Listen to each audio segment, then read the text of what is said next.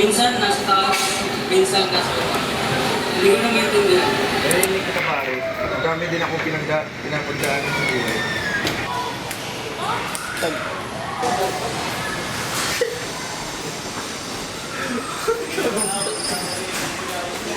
Naiintindihan ko kayo. Ang dami akong problema sa buhay ko ngayon. Pero pumunta siyang pwede ng maayos.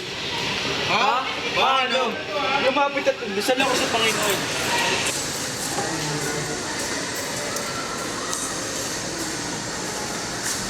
Sa bawat problema sa buhay ko, tayo ay may bago natutuntunan. Tandaan mo, ang buhay ay laging may pataas at pababa sa buhay. Kung wala, ibig sabihin nun wala tayong buhay. Salamat po sa payo niyo. Salamat po. Sige, ads na ako.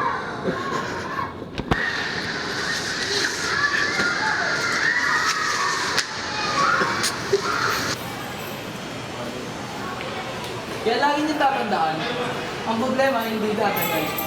Lilipas din yan lalo na kapag humingi ka ng tulong sa Panginoon. Ang problema ito ay inaanda lang tayo para sa mas masakit na problema na dadaan sa ating buhay. Kaya isa-isip natin na kapag dumating ang dilubyo sa buhay, ang Panginoon ay nasa tabi mo lang, hinihintay kang lumapit. Salamat po, Pam. Salamat po.